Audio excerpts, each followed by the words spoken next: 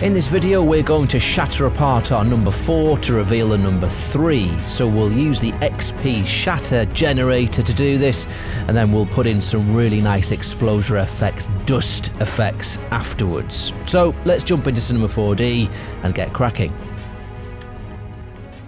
So we are beginning our 4:3 transition scene by opening the previous project file. This is our 5 burn project, and this is the one where we used xpExplosiaFX to advect these cloth particles and rip them off the number, revealing the number 4.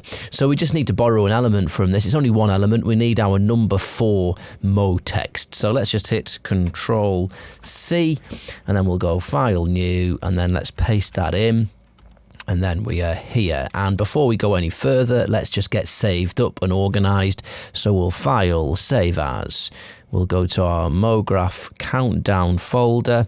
Let's create a new folder. And this one will be XP Countdown. And it'll be number 4. And let's just put crumble. Okay, so let's just copy that name. We'll go into the folder. And we could make a new folder for the cache. That's it. And I'll also, let's just paste in that file name, and we'll put a suffix so we can get some incremental saving going on, and then hit save. Great. So now we're organized and we are ready to go. So what we need to do is we need to shatter our number 4 and have it crumble away with gravity and create some nice kind of dust effects. But we have to be a little bit more savvy than just crumbling our number 4, because if I just copy this number 4 and let's just change this to a 3, we're crumbling this number 4 away to reveal our number 3. But if we just have a number 4 piece of geometry here, that means that you're going to see these parts of the number 3 that are protruding. So instead of just crumbling a number 4 and a number 3, we're going to crumble an object which is actually both of these shapes. So when this falls away, it then reveals the number 3 geometry. Confused? You won't be in a bit. It all will become clear. So what we need to do, first of all, is we're going to have let's just rename this copy so it doesn't get confusing. So we've got a number 3 and a number 4. And on the number 3, remember we changed the font of just our number 4. And the reason we changed it was because this raw line black that we used had a slightly shorter protruding section on this number 4, which actually fit in our plastic bag much better. So we want to keep that on the number 4, but on the number 3 we can go back to the font that we were using, which was the default black. So let's just select it. There we go. So now we're kind of back where we were. Excellent. Okay. So what do we need to do? We need to, first of all, make a copy of our number 4 and just save it. So I'm just going to make that one invisible. Okay, let's just hit ND so we can see our lines. So now what we need to do is we need to make an object which is just these number 3 elements that aren't intersecting with the 4. So we're going to use a bool to do that.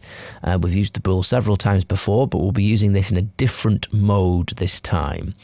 So let's get a Cinema 4D bool object, and we can put our number 3 in.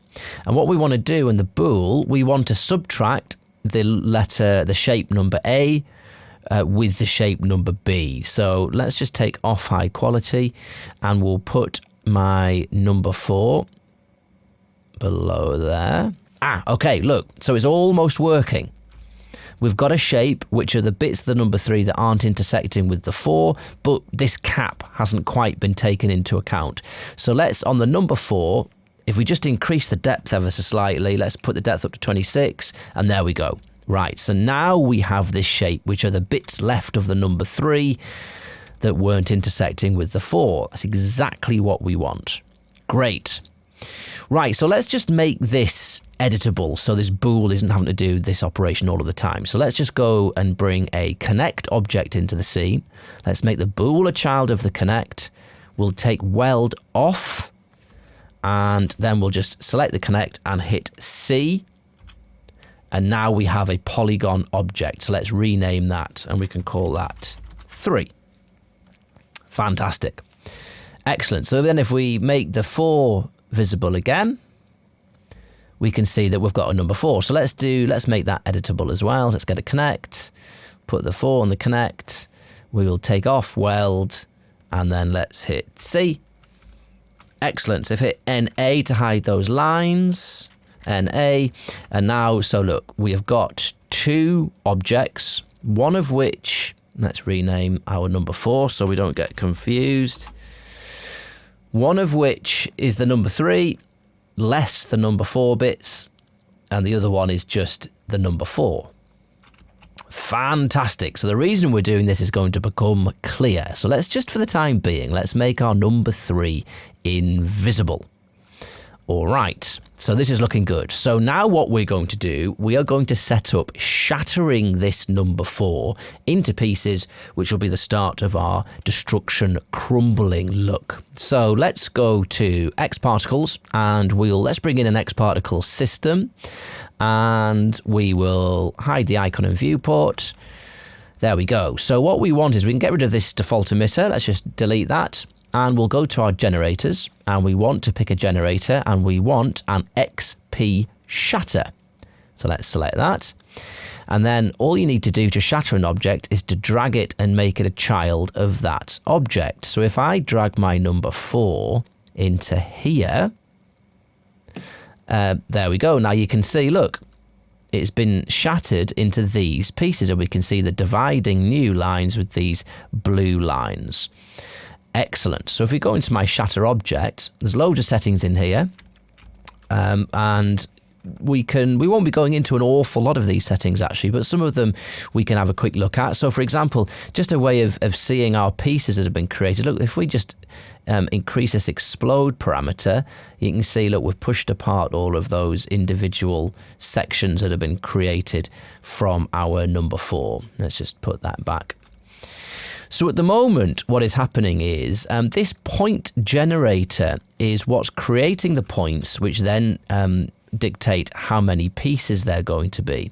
So if I just go to display and put draw shatter points, you will see here are all of the shatter points that have been generated. If I go back to object, we have 10 points made. If I change the seed here, you'll see that those points positionally change, which changes the look of the shatter.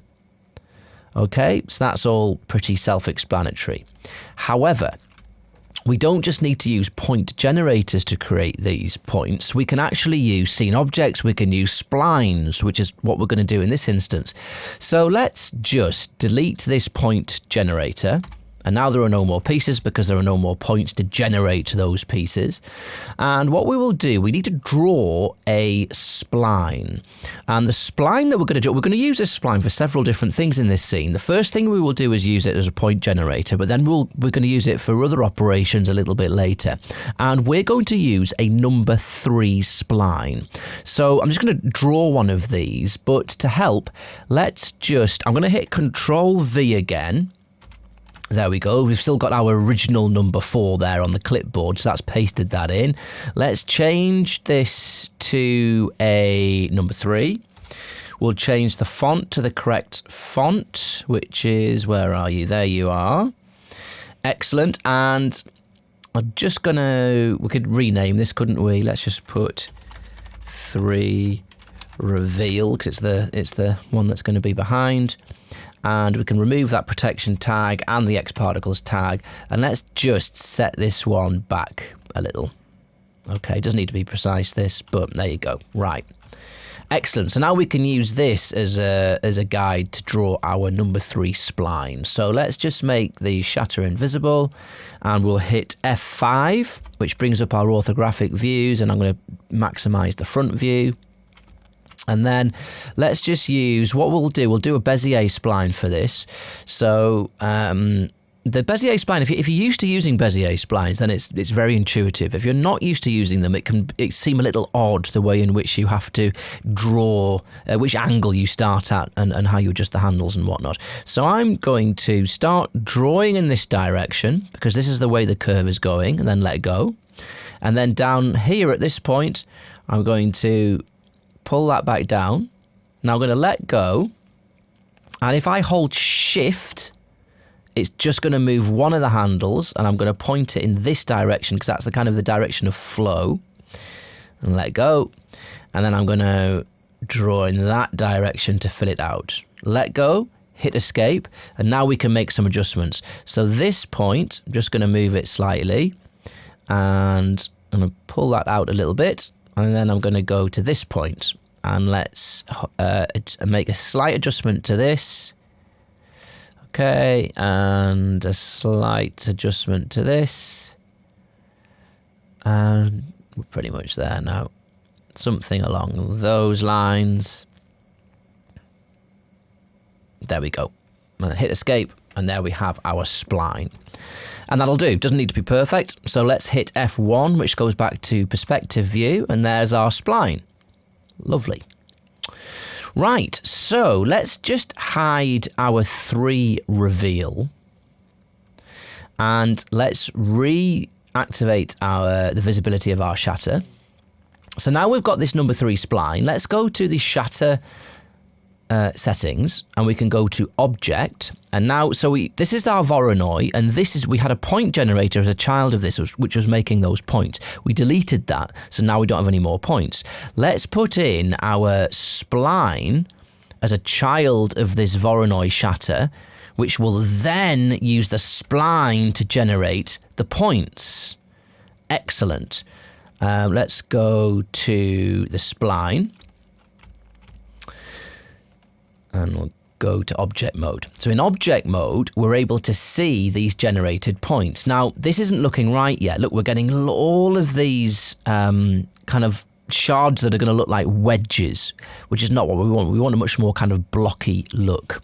So let's make some adjustments. If we go to the shatter, to the spline, by default, it's using the object points, the spline points. All right, but we can just distribute them evenly. If we just put generate points along spline, the default is set to 10. So it's making 10 points along this 3 spline. And the result of that is we're getting far more kind of blocky shapes, which is what we want. We probably want slightly more, so we can maybe put it up to 15. All right, and then what you can do is with the seed, we can change this. But actually this seed, look, it's not doing anything. Why not? Well, that's because actually these points are being distributed evenly. So changing the seed is going to make no difference. They're always going to be in the same place.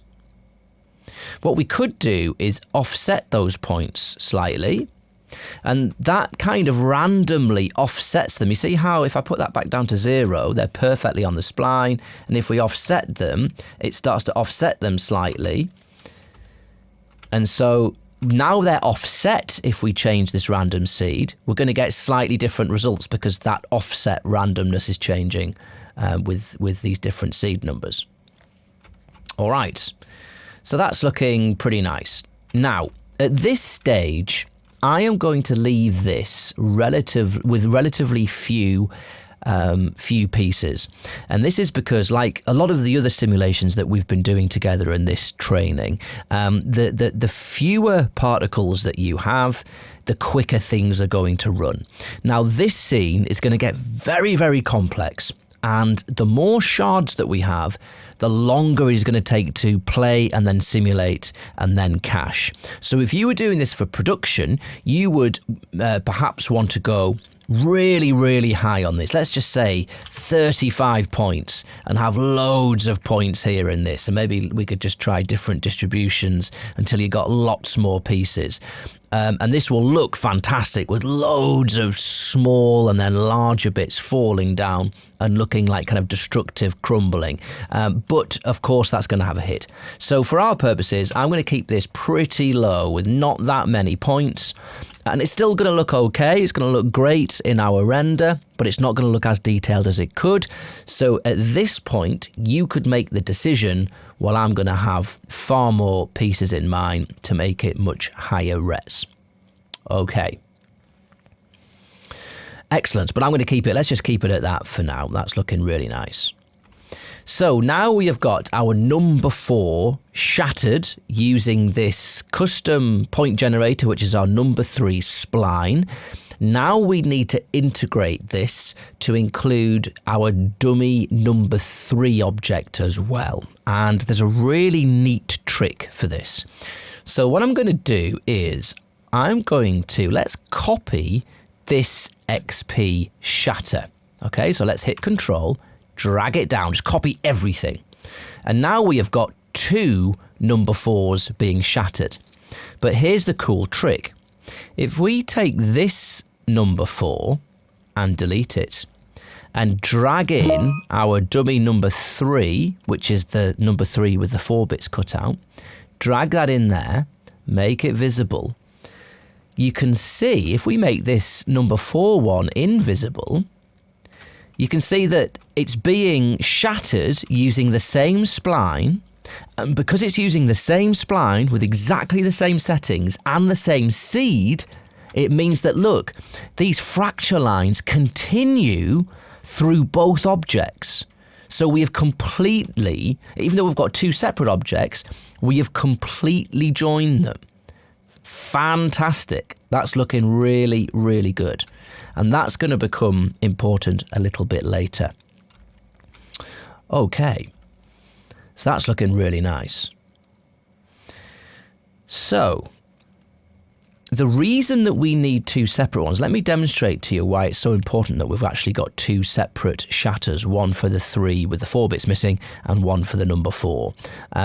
Let's rename these while we're at it. So shatter 3. Oops. Shatter 3. And this one we'll call shatter 4. So let me demonstrate why we need 2 separate shatters. Let's imagine that our number 4, we'll just make a Cinema 4D material, and let's just make it a color material, and we'll give it nice garish green color. Okay, and we'll stick this on shatter 3. There we go. And then let's duplicate that. And this one we'll let's just put that on shatter 4. And then on shatter 3, let's just take all that color away. All right, so this is the trick. This object has a 3 and a number 4. But we can only see number 4, especially when we have a black background. Let's just make a Cinema 4D sky, and we'll switch the color off. Switch it on and make it black. And we'll go to our shatter 3, and in the display we will deselect draw cut edges. Let's deselect the shatter points. Right, so for all intents and purposes, this is just a number 4. But we do have a number 3, but it's just black like the background. If we make visible our number 3 reveal, which is behind this, you can see what happens. Our number 3 with the black material on completely hides it, even though it is still there. So it looks like we have a number 4. Then when we shatter away both the number 3 and the number 4, it will then reveal behind it our full number 3. So that is the reason why we've gone to the lengths of creating this number 3 with the 4 bits cut out, and we have shattered it separately but using exactly the same pattern. And it's going to make it completely coherent with the 4 when it comes to shatter to then reveal our next number. So really, really important that we did that step. Let's delete those materials and just get rid of them. That's why we have our shatters as we do. Okay, excellent. So now we have them both shattered using the same algorithm, and we're not seeing the lines on this one because I deselected the cut edges, but they are there and they are cut. Excellent. So now we have this, we're ready to get to the stage where we want these to animate, and that animation is we want them to crumble and drop down with gravity. So let's get that set up now. So what we're going to do is we need to bring in some xParticles control objects like modifiers, but we're also going to be using some emitters, and we're going to be using some dynamic objects to get this started. And for this to work properly, there's a few stages that we need to get right and things set up, otherwise you're not going to get expected behavior. So first of all, as you can see, Shatter works as a generator in its own right by creating these points, and then it creates the shards based on those point generators. But what we're also able to do is we're also able to use emitters with the xpShatter, and if we do that, it unlocks lots more options for us. So let's go to our Shatter 4, and we're going to go to the Object tab, and you can see, look, we can add an emitter. So let's do that. Let's add an emitter. Let's bring it into our hierarchy, and let's call this, let's rename this emitter straight away. Let's call this emitter for shatter. So we know it's the shatter emitter. Great. And we'll do the same with the number 3. So let's go to Object tab, add emitter. Let's bring it down. And this one we'll rename that as well. So call that 3 shatter. Very nice. So now we have a particle assigned to each shard. And if I go to my particles and go to the display mode and set this to circles, go forward a frame, what you can see is each shard has been given a particle, and those particles have been resized to take in that shard within the particle's volume. We can switch that resizing off, but it doesn't matter for us. We can leave it where it is. So let's just make that number 4 visible again.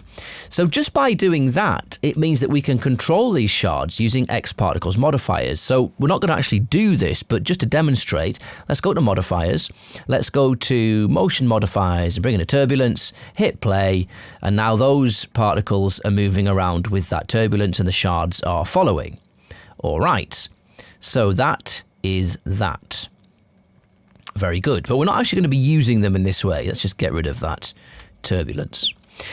What we can also do is, now that we have assigned an emitter for these shatters, we can now use xParticles dynamics to make these objects move in the way in which we want. And xParticles dynamics is going to give us a slightly more realistic movement than just using these shatter particles.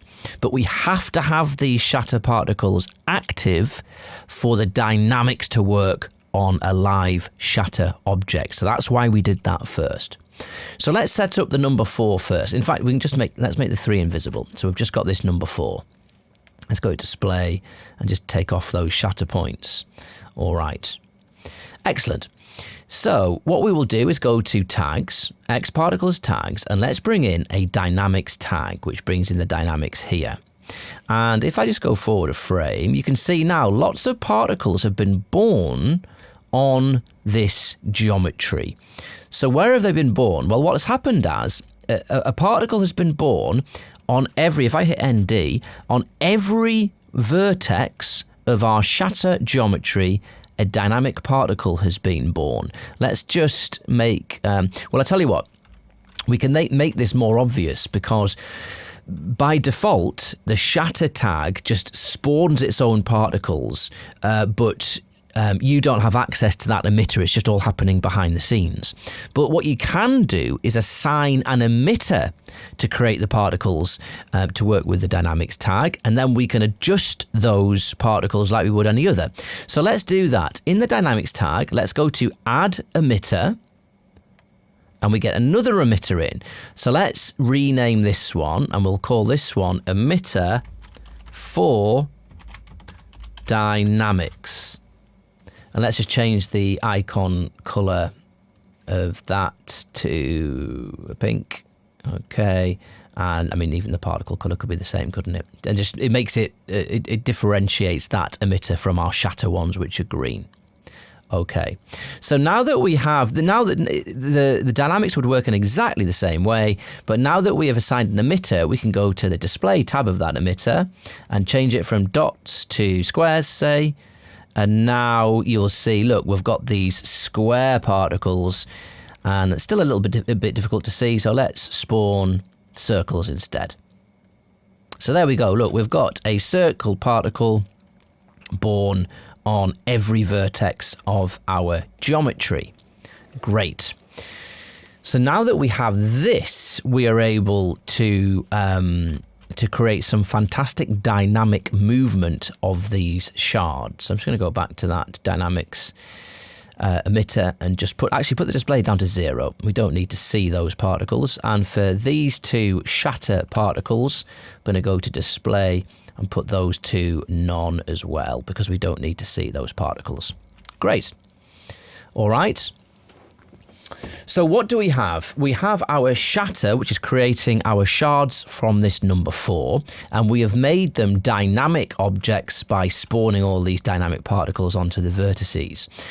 So what do we need to do now? Well, now we need to start layering up the xParticles modifiers in order to get these shards to act dynamically and look like they're crumbling away. So what do we need to do first? Well, we're going to bring in some modifiers which are going to interact with this dynamics tag, which is obviously creating our dynamics particles. So to do that, let's go to, let's just deactivate our shatter number 3 for now. So that's not kind of calculating anything. We'll go to modifiers and let's bring in a gravity first. So obviously we'll just make that gravity invisible. Obviously the gravity is going to take hold of those dynamic particles and our shards all just drop out of frame very, very quickly. And it's not looking particularly interesting. So the gravity is not going to work for us yet. So let's just deactivate that gravity. So what we are going to do instead is there's a couple of things that we need to ensure. We need to ensure that these shards kind of roll and fall forwards a little bit so they don't intersect with the number 3 that we're going to be revealing. So you want them to roll forwards and then drop. And we can set that up doing 2 things. First of all, let's make this number 3, which is going to be our reveal object, let's make that a collider object. So we'll put an xParticles collider tag on. We can remove the put a bit of bounce on maybe. And that's just going to discourage those from falling into that volume, which is not what we want. Okay, and now we need to encourage a kind of a rolling forward of these shards, and we want it to look like it's crumbling. So we want the top shards to roll forward first and then gradually make their way down. So the way in which we're going to do that, we are going to use an animated modifier. So the modifier in question is, let's go to the modifiers list and we'll go to the motion modifiers and we'll bring in an xParticles explode. So let's bring that in. And there's 2 options with this explode. We can have explode away from particle mass center or from the center axis point of the modifier itself, the kind of the local axis center. So here's the explode. So if we let's just, do you know what, make that 3 invisible. So if we just hit play now, those shards are exploding away from this local axis center point of the modifier itself. Let's just reduce that speed down a bit so it's not quite as, it doesn't go quite as berserk. But there we go. So that's quite a nice look, isn't it? Without any gravity or anything, we've got this nice floating dynamic shards which are rotating really nicely. That nice natural rotation is key to making this crumble effect look realistic. So that's nice. But obviously still not what we want just yet. So what are we going to do? Well, we're actually going to be a bit more savvy with this. What we will do is set up a fall off. So let's go to the fall offs tab. So I'm in R20, so I've got fields, but if you're in R19 or below, you can do exactly the same thing just with a regular spherical fall off. Let's bring in, I'm going to bring in a spherical field, but this will work exactly the same. So there's my spherical field. All right. Let's reduce the size of that spherical field way down. So now it's only, the exploder is only working within the volume of our spherical field. And so it's acting very differently. All right, so that's the first bit. But now what we can do is, what would be handy is if we could get this this field or this whole modifier, we want to animate the entire modifier, if we could get it to follow along with our number 3 spline, that's going to be really useful. But we want it to not be directly in the middle of the shards. We want this to be just offset a bit to the back, to encourage those shards to be pushed forwards.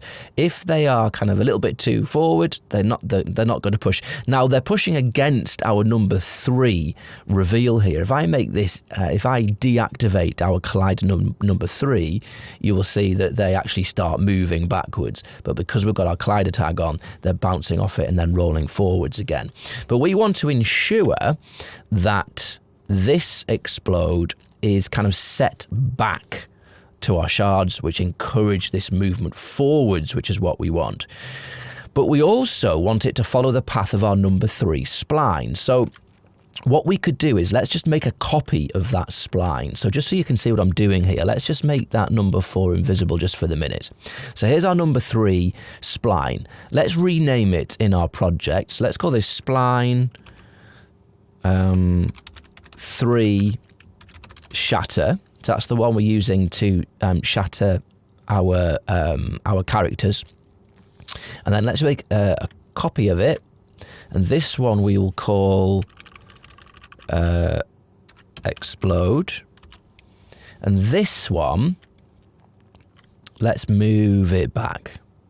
So just eyeball it for now and we'll get a bit more precise in a minute. All right, excellent. So now what we want to do is attach our explode modifier to this spline, and we'll do that using a Cinema 4D tool. So we'll go to the explode modifier, we'll go to tags, Cinema 4D tags, and we want align to spline. So let's click on that. And it's asking for a spline path. Which spline do you want to stick that object to? So let's put our spline 3 explode in there. And you'll see, look, our modifier has jumped up to the beginning of that spline.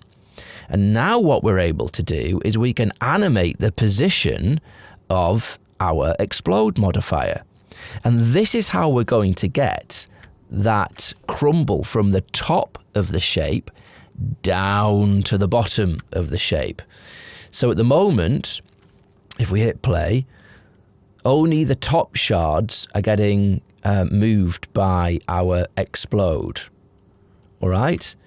But if we animate this, let's animate this position. So let's just say on frame 3, we'll put a keyframe on a position on 0, and then on frame 50, say, we can adjust this later. Let's put it on 100, which will take the modifier all the way to the end of the spline, and it's going to animate. Now we want these keyframes to be, we don't want them to have any curve, any ease in or ease out. We want it just to be a linear animation. So let's just go to, right click on here and go to animation.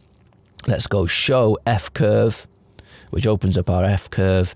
Both of the keyframes are selected, and look, by default, I've got my project set up so we get this Bezier spline, but we don't want that. We want a linear animation.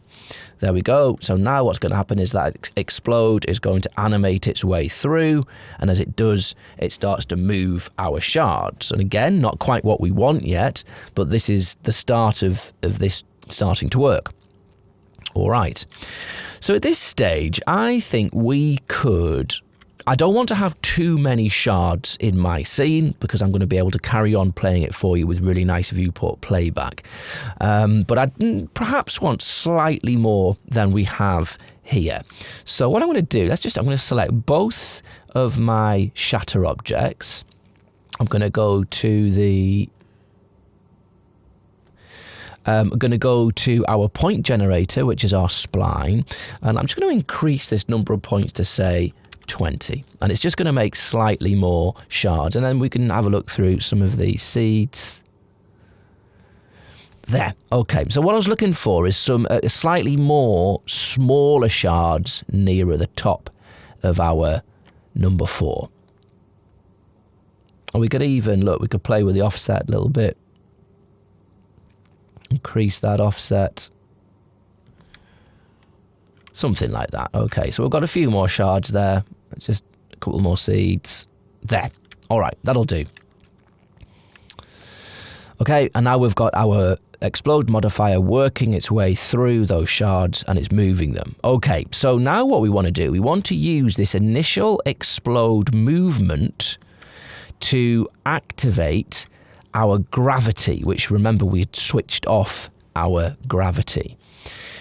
So how are we going to do that? Well, we're going to use data mapping. If I reactivate our gravity object here and press play, they're just all going to fall down immediately, which actually doesn't look too bad, but it would look nicer if we were getting the top shards moving slightly before the bottom ones.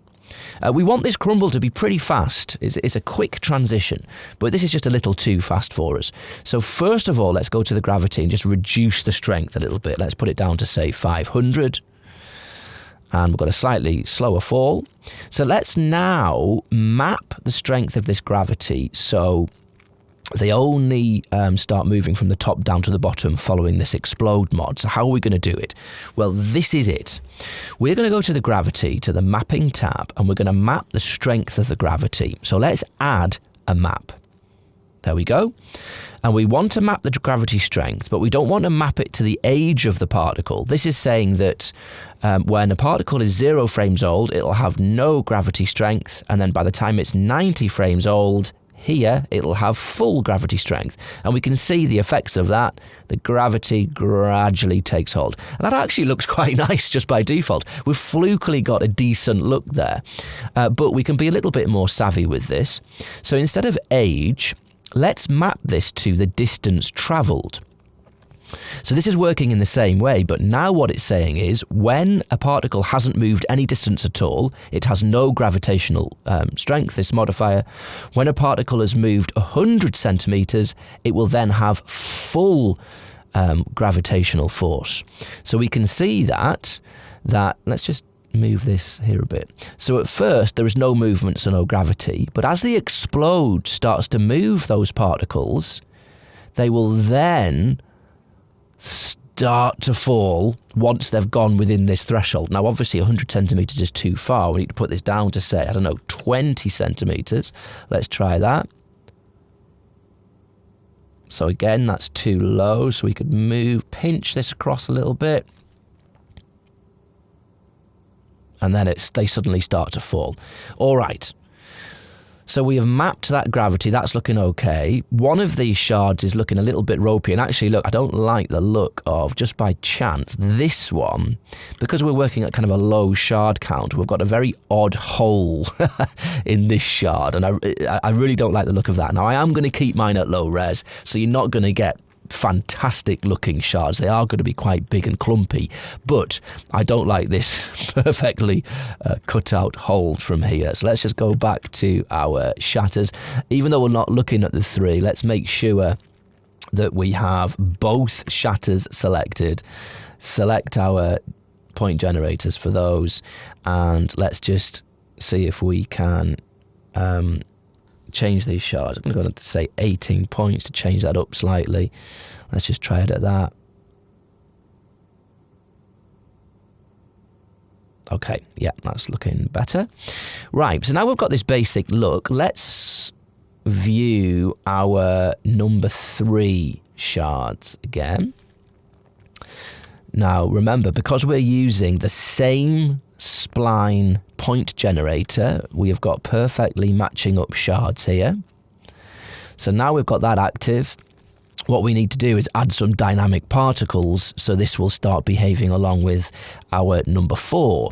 So let's do the same thing. Let's go to the shatter generator, the number 3, and we'll go to tags, xParticles tags, dynamics, and what we want to do is create a new emitter. So let's go add emitter. Let's straight away rename that emitter, so we're going to be organized. So we're going to call it emitter 3 dynamics, and we could just change the display of those and the icon color just so it all matches up. Okay. All right, so let's have a look. So there we go. Everything's working as expected. Fantastic. Let's just put display none for those particles. Don't need to look at those just now. So now we have our falling letters, and that's looking really good.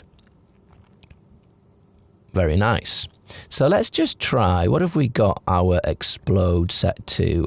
We've put the speed down to 150. Let's just put this up to say 250 to make them just fall forward a little bit more, so we're getting that rolling fall forwards. That's looking nice. Now, one thing to note with this, and you'll notice in our kind of high quality render that we did for IBC, if you look very closely, even in our high quality one, we do have intersecting shatter objects. And this transition is happening so quickly, and the majority of this is hidden behind our xpShatter dust simulation, which we'll do in a little while, that we don't actually need to worry about the fact that these shards are intersecting. So fixing that issue isn't something that we're going to explore in this tutorial, because for this technique, it's going to simulate far more quickly with these intersections, and we're not going to see it in the final simulation anyway, because we're going to have our smoke and fire dust simulation. All right, so that's looking pretty decent. There's one thing that we're able to do just to clean this up a little bit and make these fall a little bit more like they're part of one cohesive body.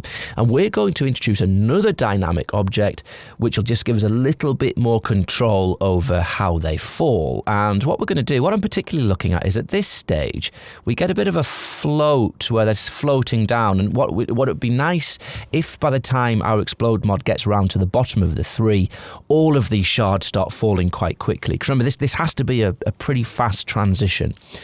So the way we're going to do that is we're going to use some constraints. So let's go to our dynamics menu, and we will bring in a constraints object. Now, if you want some really in-depth explanations about how all of these settings work, then go to the maintenance training on the INSYDIUM website, and there is a whole series on constraints with hours of videos explaining what all of these various different constraints do. For this, we're only going to use the very basic birth constraints, and all you have to do is think of this as you can join 2 particles together with a spring which kind of attaches them. Those springs, you can set them to snap if you want. You can set the spring to be very stretchy. You can set the spring to be very rigid. And obviously this makes particle simulations behave in very different ways. So we're going to connect up birth. We are going to, well, I'll leave everything on default. And what we're going to do is I'm going to take my shatter particles. So these are the shatter particles. We no longer need these because we're using dynamics. So we don't want these to be affected by the constraints. So let's just make sure that they're going to ignore the constraints. Now, the way we're actually going to set these constraints up means that it's very unlikely that our shatter particles are going to be constrained, but we can just make doubly sure. If we go to the modifiers tab of our shatter particles, let's just drag in the constraints, which excludes those constraints from the shatter particles. Okay, in the dynamic particles, these are the ones that we want to constrain. So let's just go to display. Let's put the display for those on 2 dots. So there are our dynamic particles. I'm just going to make our geometry invisible. So we've got our dynamic particles on our 3 and our 4. If we then say display constraints, look at all these yellow lines, because that's because we've got constraints on and we've made connect at birth active. And what it's done is each particle is searched within a 40 centimeter radius of itself, and it's connected up to 8 particles with these springs. So now these are all joined together. Let's just reduce that down to 2. Still got quite a lot of connections. So watch what happens to our animation with the constraints. Well, actually, it doesn't look like an awful lot is happening. Why not? It's changed slightly, but not much. And that's because these connections are actually breaking because we have the break as relative connected selected. If we turn breaking off, these springs will always be attached. And look, it's kind of almost fixing the shards together into one springy mass, which is quite a cool look, which obviously we don't want, but it could be useful for other things. So we want kind of a middle ground. We want them to be attached to particles to kind of drag them down as they're crumbling with the explode mod, but we want them to be able to fall and break away from each other as well. So that's what we're going for. So what we could do, the search radius, we only really want to join particles that are joining shards. So this shard joined to this shard. So we can actually put the search radius way down to a tiny amount. Let's put like 0.4 of a centimeter. And now if we hit play, look, there's far fewer connections. There's some connections up here between these shards. There's some here, and there's some much smaller connections around here. And that's going to look very different. So now let's have a look with fewer connections. We'll have a different look, but they're still attaching. You see they're stretching? If I put the stiffness way down, you'll see that they'll really stretch out much more. There you go. And that's kind of pulled down together. Now that's an interesting look, isn't it? That looks like we're kind of getting near to where we want, but it's very hard to analyze it looking at the particles. So let's just make those particles invisible. And we'll re-select our geometry. Now let's see, are we getting a fall here? Yeah, that's nice. And now it's all dragging it down, see? That's working really nicely. Excellent.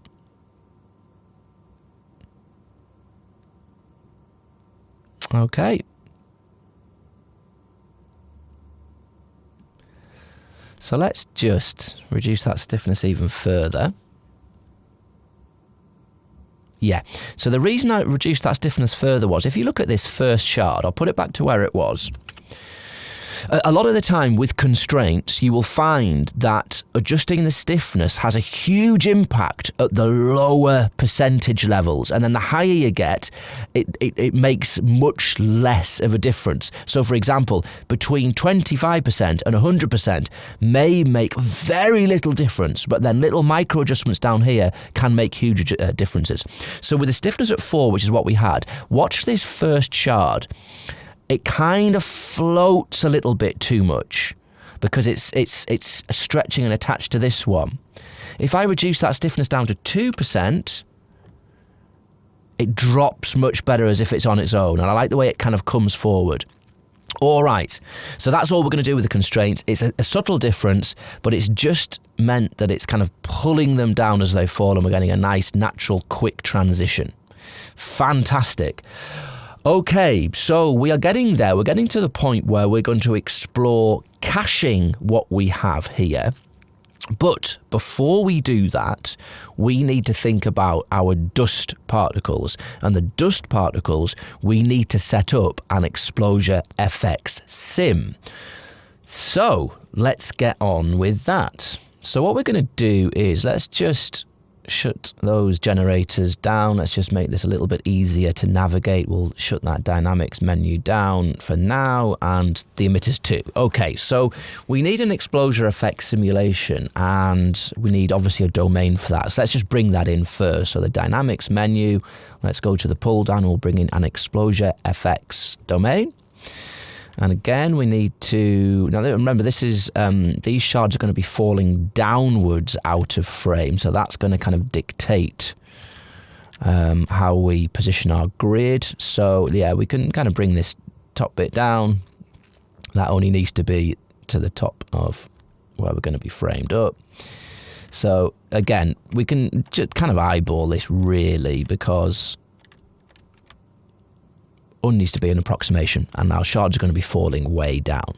Okay, so let's just go to our xpExplosiaFX, and just while we're setting things up, we'll increase the voxel size, which of course reduces the resolution of the sim, which will make it be less detailed in the render, but we can get really nice quick playback in our scene.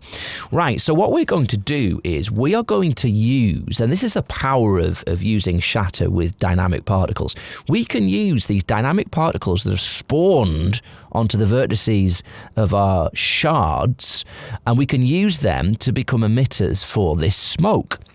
So they're really kind of multifunctional, these dynamic particles. So what we can do is this. We can just go into them.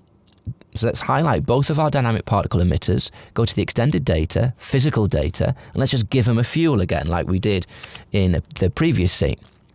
And then we go to tags, xParticles tags, xpExplosiaFX source, and now they're on fire. Let's just go to the xpExplosiaFX display, put it onto grid, up that resolution a bit. So now these shards are on fire, and that's kind of what we want. But the thing is, we don't want this burning, because we're not burning these shards, it's just kind of a dust cloud. So we don't necessarily want the burning. And the problem with the way in which we've got xpExplosiaFX set up at the moment is that the fuel is being burnt. So we're seeing that fire, and it's creating heat, which is forcing that smoke to rise up very dramatically. And we kind of want it to fall downwards. So let's just dolly out a bit so we can see what's happening. So it's working, but we don't necessarily want the simulation to move in this way. So how are we going to change it? Well, let's go into our emitters. We're not going to use fuel. What we're going to do is we're going to use smoke. So if I just put a smoke value in here, something very different is going to happen. Can you see that the smoke isn't rising whatsoever? It's just falling down with our pieces. And that's because there is absolutely no temperature in this scene now at all. So when we have fuel active, temperature is automatically created by the burning of that fuel. It creates temperature, smoke, and fire, which is why you get that realistic rising of the gases. But now all we've done is said that there's smoke. But this isn't quite what we want. We want a little bit, we want the smoke to kind of fall down with our objects, but we want a little bit of wispy rising as well. So we do need a bit of temperature. So we could just put, let's just put 0.5 temperature.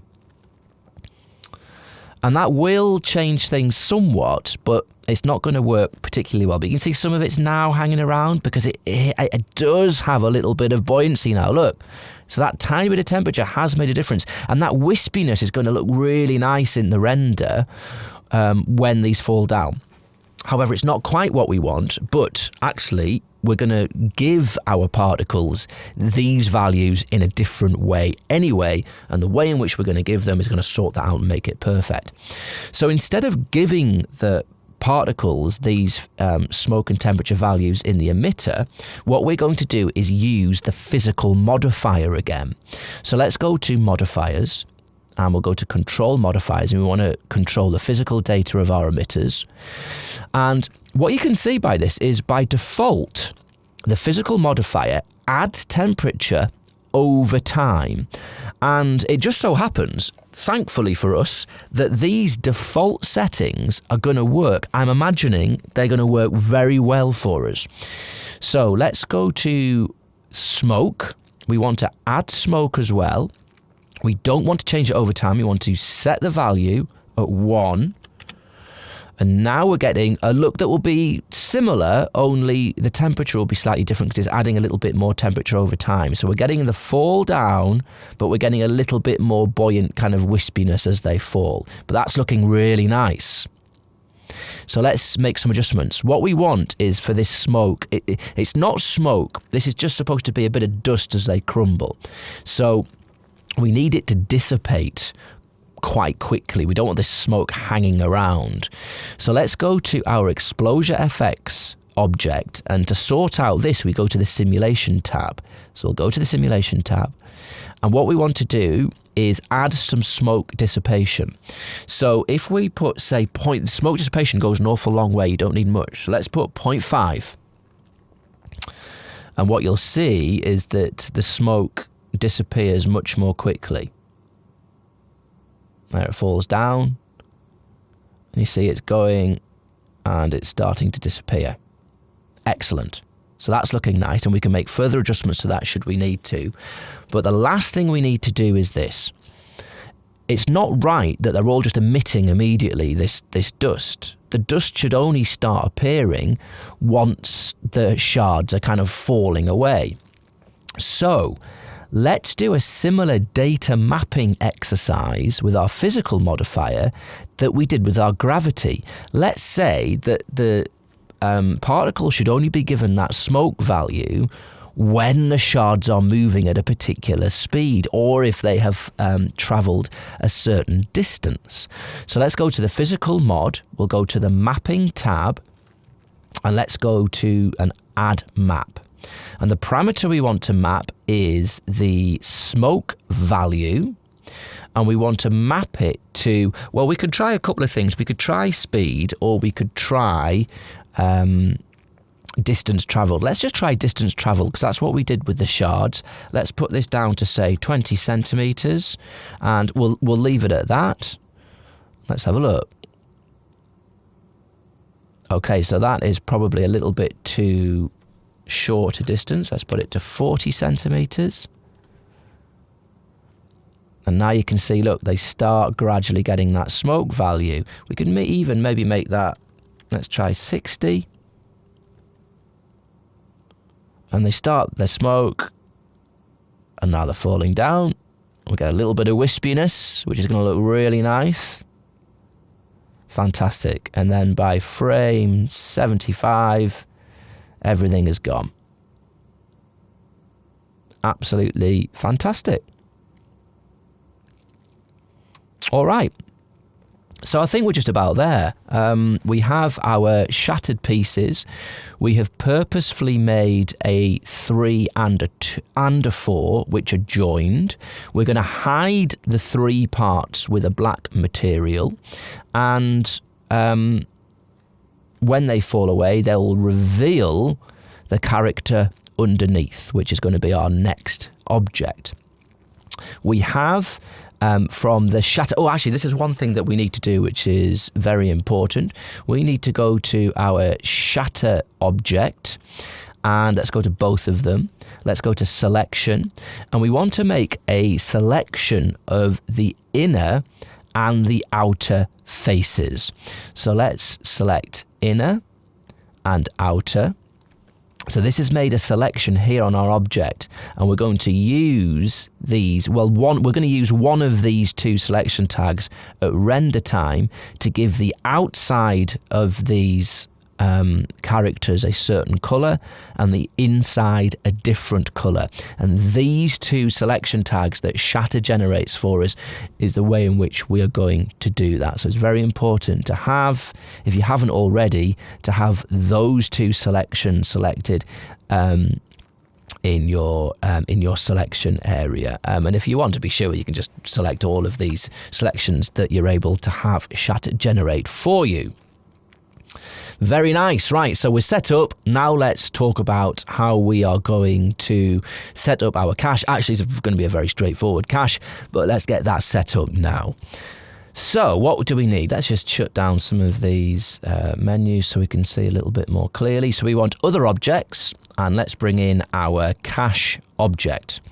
Good. And we need to link it up to our folder. So let's go to our file browser, and we'll go to libraries, MoGraph countdown, and we want 4 crumble cache.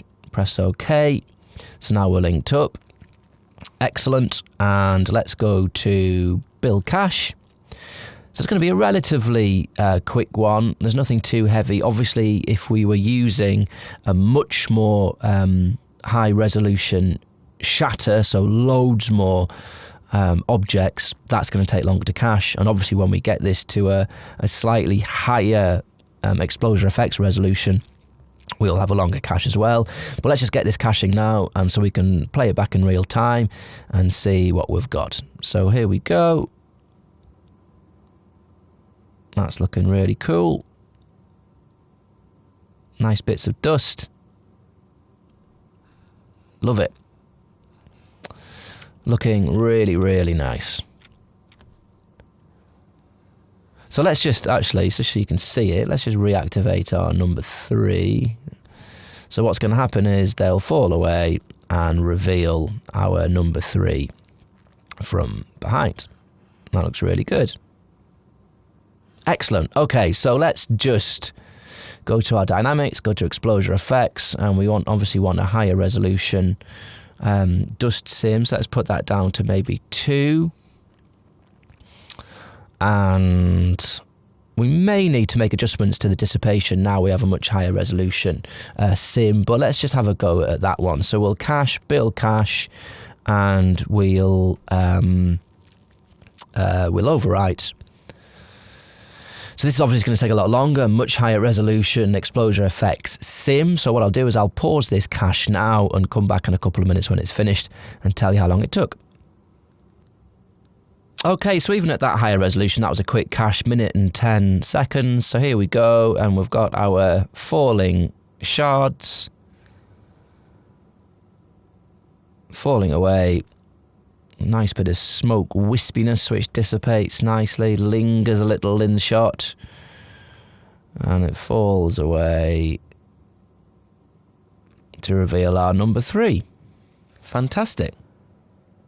All right, so that is going to be it for this scene. Obviously, we need to work on the next one.